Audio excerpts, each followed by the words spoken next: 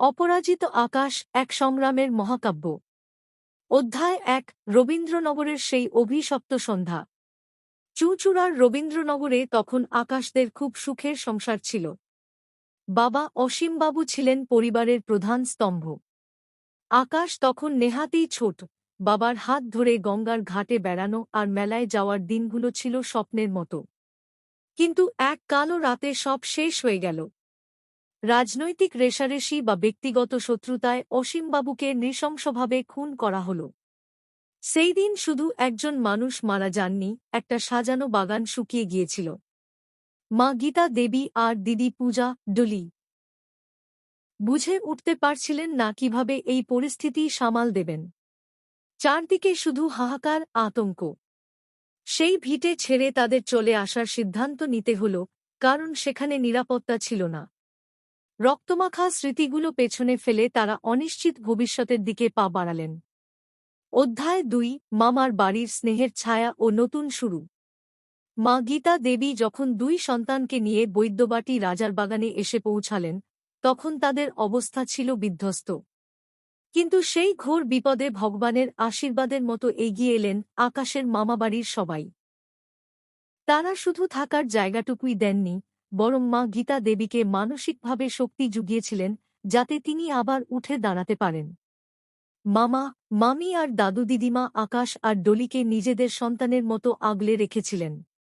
মামি পরম যত্নে আকাশকে পড়াশোনা করতে বসাতেন আর মামা সবসময় বলতেন, গীতা, তুই চিন্তা করিস না, আমরা তো আছি। সেই ছোটবেলায় আশ্রিত হওয়ার গ্লানি মামারা তাদের মনে আসতে দেননি। এই ভালোবাসার জড়ি ছিল আকাশের লড়াইয়ের প্রথম রসদ। অধ্যায় ৩ মা গীতা দেবীর কঠিন শপথ। মা গীতা দেবী বুঝতে পেরেছিলেন যে সারা জীবন অন্যের সাহায্য নিয়ে চলা সম্ভব নয়। নিজের পায়ে দাঁড়ানোর জেদ নিয়ে তিনি আয়ার কাজে যোগ দিলেন। প্রথম দিকে কাজটা ছিল বড্ড কঠিন। অন্যের অসুস্থ শরীর সামলানো, রাত জেগে ডিউটি করা, সবটাই তিনি করতেন হাসি মুখে। মামার বাড়ির লোকজন তাকে অনেক উৎসাহ দিতেন। মা যখন ভোরে হাসপাতাল থেকে ফিরতেন, তার ক্লান্ত চোখগুলোতে একটা তৃপ্তি থাকত, নিজের সন্তানদের বড় করার তৃপ্তি। আকাশ সেই সময় খুব ছোট হলেও মায়ের হাতের কড়া পড়া দাগগুলো দেখতে পেত। মায়ের এই নিঃস্বার্থ পরিশ্রমী আকাশের মনে জেদ তৈরি করেছিল যে একদিন সে সব অভাব দূর করে দেবে। অধ্যায় ৪ দিদি ডলির নিস্তব্ধ সংগ্রাম ও মেকআপের স্বপ্ন। দিদি পূজা ডলি ছিল খুব বুদ্ধিমতী। পড়াশোনার পাশাপাশি সে চাইত মায়ের আয়ের ভারটা কিছুটা নিজের কাঁধে তুলে নিতে। সে ঠিক করল সে সাজগোজের কাজ শিখবে। মামার বাড়ির সবাই তাকে খুব সমর্থন করলেন। মামা তার প্রথম মেকআপ কিটটি কিনে দিতে সাহায্য করেছিলেন। তখন বিউটিশিয়ান হওয়াটা খুব সহজ ছিল না, কিন্তু ডলি ছিল নাছোড়বান্দা। সে বন্ধুদের সাজিয়ে দিয়ে তার হাত পাকানো শুরু করল। ব্রাইডাল মেকআপের কলাকৌশল শিখতে সেদিনের পর দিন মেহনত করত। ডলি জানত, মা যদি হয়ে লড়াই করতে পারেন, তবে সেও একজন নামী মেকআপ আর্টিস্ট হয়ে পরিবারের মুখ উজ্জ্বল করতে পারবে। অধ্যায় ৫ অভাবের সেই স্কুলবেলা ও জেদ। আকাশের স্কুল জীবন ছিল লড়াইয়ের অন্য নাম। বন্ধুদের দামি টিফিন বক্স বা নতুন ব্যাগ থাকলেও আকাশের ছিল সাধারণ সাজ পোশাক। কিন্তু পড়াশোনায় আকাশ ছিল তুখোড়। মা সবসময় বলতেন, পড়াশোনা ছাড়া আমাদের ভাগ্য বদলানো যাবে না। মামারাও তাকে বইপত্র দিয়ে অনেক সাহায্য করতেন। আকাশ টিফিনের সময় লাইব্রেরিতে গিয়ে বসত, কারণ খাবারের গন্ধে তার ভীষণ খিদে পেত। কিন্তু সে জানত এই সাময়িক কষ্ট তাকে অনেক বড় লক্ষ্যে পৌঁছে দেবে। পড়াশোনার প্রতিটি পাতায় সে তার বাবার খুনের বিচার পাওয়ার চেয়েও বড় প্রতিশোধ হিসেবে সফল হওয়াকে লিখে রেখেছিল। অধ্যায় ৬ প্রথম উপার্জনের দিশা ফ্লিপকার্টের নীল ইউনিফর্ম। মাধ্যমিক ও উচ্চ মাধ্যমিক শেষ করে আকাশ বুঝল তাকে এখনই কাজে নামতে হবে। সে দেখল ইকমার্স ডেলিভারির কাজটা বাড়তে শুরু করেছে। সে ফ্লিপকার্ট এই ডেলিভারি বয়ের কাজের জন্য আবেদন করল। যেদিন সে প্রথম সেই নীল রঙের ইউনিফর্মটা পেল, তার বুকটা গর্বে ভরে উঠল। কাজটা পাওয়ার পর সে প্রথম মামার পায়ে হাত দিয়ে প্রণাম করল। নীল ব্যাগটা পিঠে নিয়ে সে যখন প্রথম ডেলিভারি দিতে বেরোল, তার মনে হল সে তার জীবনের প্রথম যুদ্ধ জয় করেছে। মায়ের হাতে প্রথম রোজগারটা তুলে দিয়ে সে সেদিন অঝরে কেঁদেছিল। অধ্যায় ৭, ভারী ব্যাগ আর ঘামের প্রতিটি ফোঁটা। ডেলিভারির কাজটা মোটেও সহজ ছিল না। পিঠে ১০-১৫ কেজি ওজনের পার্সেল ভর্তি ব্যাগ নিয়ে সাইকেল চালিয়ে বৈদ্যবাটির অলিগলি ঘোরা। রোদে চামড়া পুড়ে যেত আর বর্ষায় ভিজে একাকার হতে হতো।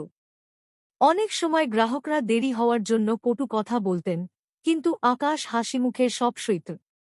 তার মাথায় শুধু ঘুরত, আরও বেশি ডেলিভারি মানেই মার জন্য একবেলা ভালো মন্দ খাওয়ার ব্যবস্থা। মামার বাড়ির সবাই তাকে সাহস দিতেন। আকাশ যখন ক্লান্ত হয়ে ফিরত, মামি তাকে ঠান্ডা জল এগিয়ে দিতেন। এই ছোট ছোট ভালোবাসাগুলোই তাকে থামতে দেয়নি। অধ্যায় ৮, ডলির মেকআপ আর্টিস্ট হিসেবে উত্তরণ। একই সময় দিদি ডলি ওরফে পূজাও নিজের পায়ের তলায় মাটি শক্ত করতে শুরু করল।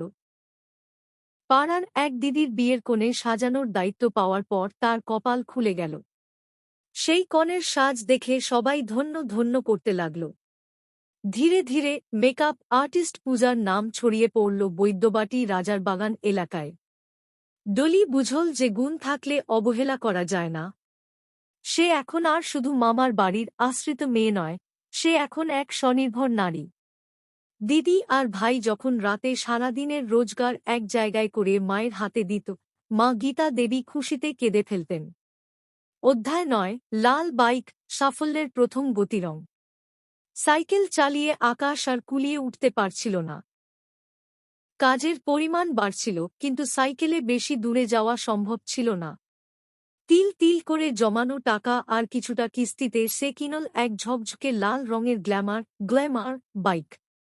বাইকটা যেদিন বাড়িতে এল, বাড়িতে একটা উৎসবের মেজাজ তৈরি হল। মা ঘটি থেকে জল ছিটিয়ে পুজো করলেন। আকাশ যখন প্রথম লাল বাইকটা স্টার্ট দিল, তার মনে হল সে যেন ডানায় ভর করে উঠছে। এই বাইকটা ছিল তার বছরের পর বছর হাড়ভাঙা খাটুনির এক জীবন্ত প্রতীক। অধ্যায় ১০, নিজের ছাদের স্বপ্ন ও পরিকল্পনা। মামার বাড়িতে দীর্ঘ ১৫ বছর কাটানোর পর আকাশদের মনে হল এবার নিজেদের একটা ঘর দরকার।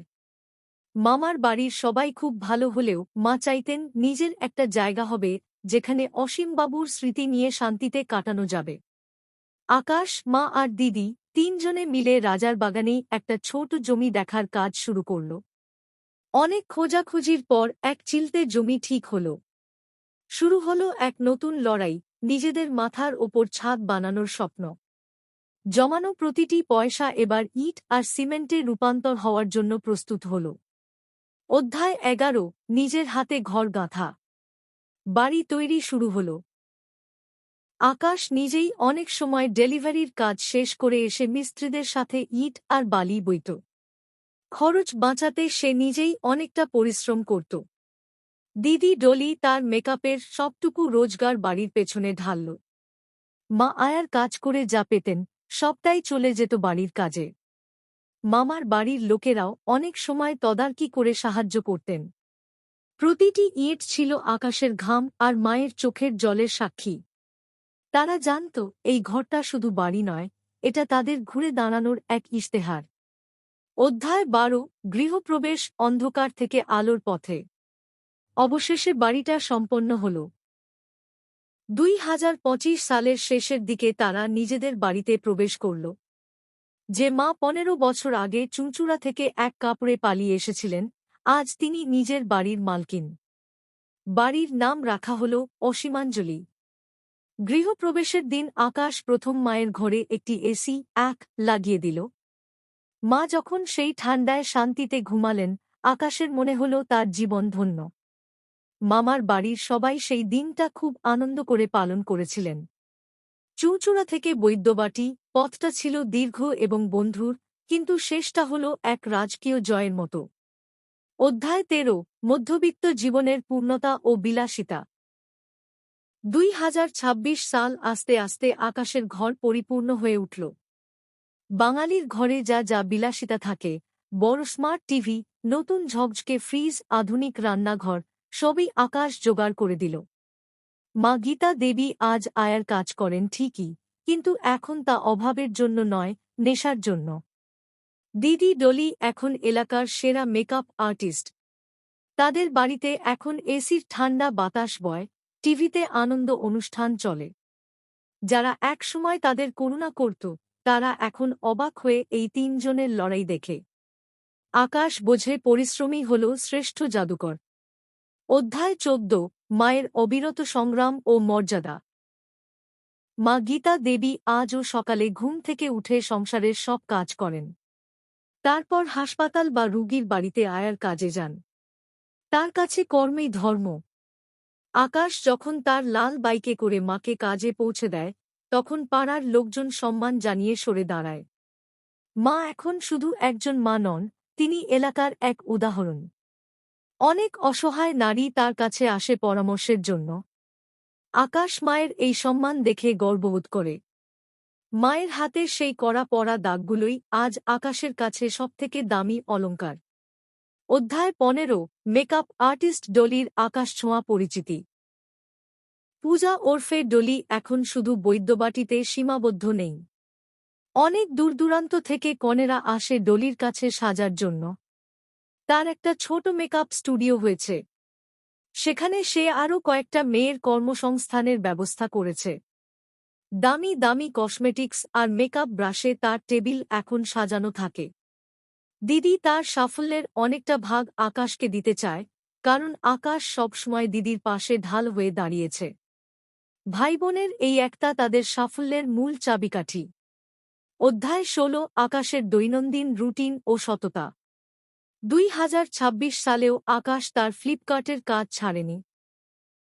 সে আজও সেই লাল গ্ল্যামার বাইকটা নিয়ে সময়মতো পার্সেল পৌঁছে দিতে বেরোয়। সবাই তাকে চেনে ভালো ছেলে হিসেবে। অনেক সময় অনেক দামি জিনিসের পার্সেল আসে, কিন্তু আকাশ সবসময় সততার সাথে কাজ করে। তার কাছে প্রতিটি কাজের গুরুত্ব সমান। সে জানে এই কাজটাই তার দুঃসময়ে সহায় ছিল। সকালে বাইকটা ধুয়ে মুছে বেরোনোর সময় সে প্রতিদিন একবার আকাশের দিকে তাকিয়ে বাবাকে স্মরণ করে। অধ্যায় 17, স্মৃতিমাখা চুঁচুড়া ও বর্তমানের শান্তি। মাঝে মাঝে আকাশ তার লাল বাইকটা নিয়ে চুঁচুড়া রবীন্দ্রনগরে যায়। সেই পুরনো পাড়াটা এখন বদলে গেছে। যে ভিটেটা তারা হারিয়েছিল, সেখানে এখন অন্য কেউ থাকে। কিন্তু আকাশের আর দুঃখ হয় না। সে জানে তারা আজ নিজেদের ক্ষমতায় তার চেয়েও সুন্দর এক পৃথিবী গড়ে তুলেছে। খুনিদের শাস্তি হয়তো ভগবান দেবেন, কিন্তু আকাশ তার লড়াই দিয়ে তাদের চেয়েও ভালো জীবন কাটাচ্ছে। শান্তি আর সমৃদ্ধিই হল শ্রেষ্ঠ প্রতিশোধ। অধ্যায় 18, সমাজের কাছে অনুপ্রেরণা, আকাশের কাহিনী। বৈদ্যবাটি রাজার বাগানের বেকার যুবকদের কাছে আকাশ এখন হিরো। অনেক ছেলে যখন ভাবে ডেলিভারির কাজ বা আয়ের কাজ ছোট, আকাশ তাদের সাথে কথা বলে বোঝায় যে কোনো কাজই তুচ্ছ নয়। পরিশ্রম করলে একসময় বিজয় আসবেই। পাড়ার ক্লাব বা বিভিন্ন অনুষ্ঠানে আকাশকে ডাকা হয় তার অভিজ্ঞতার কথা বলার জন্য। আকাশ অত্যন্ত নম্রভাবে সবাইকে বলে, একসাথে থাকলে আর লড়লে যে কোনো পরিস্থিতি থেকে বেরোনো যায়। অধ্যায় 19, আগামীর স্বপ্ন ও বড় দিগন্ত। আকাশের স্বপ্ন এখানেই থেমে নেই। সে চায় তার মায়ের জন্য একটি ট্রাস্ট খুলতে যারা অসহায় রোগীদের সেবা করবে। দিদির জন্য একটি বড় একাডেমি খোলার স্বপ্ন তার চোখে। নিজের লাল বাইকটাকে সঙ্গী করে সে আরও মাইল মাইল পথ পাড়ি দিতে চায়। 2026 সালে দাঁড়িয়ে আকাশ এক পরিপূর্ণ মানুষ। সে জানে সামনের পথ আরও বড়, কিন্তু এখন তার পিঠ দেওয়ালে ঠেকে নেই, এখন তার সামনে অসীম আকাশ খোলা। অধ্যায় 20, এক অপরাজিত পরিবারের শেষ কথা। আজ 2026 সালে দাঁড়িয়ে আকাশ, মা গীতা আর দিদি পূজা, এই তিনজনের মিলিত প্রচেষ্টায় গড়ে উঠেছে এক অপরাজেয় কাহিনী। যে পরিবার 15 বছর আগে সব হারিয়েছিল, তারা আজ নিজেদের বাড়ি, এসি, টিভি, ফ্রিজ আর লাল গ্ল্যামার বাইক নিয়ে এক সফল বাঙালি পরিবার। চুঁচুড়ার সেই ছোট্ট ঘর হারানোর ব্যথা আজ বৈদ্যবাটির এই সাফল্যের বন্যায় ধুয়ে গেছে। এই গল্প আমাদের শেখায় যে জীবন নিষ্ঠুর হলেও মানুষের জেদ তার চেয়েও বেশি শক্তিশালী। আকাশ আজ সত্যি তার নামের মতোই বিশাল এক উচ্চতায় পৌঁছেছে। সমাপ্ত।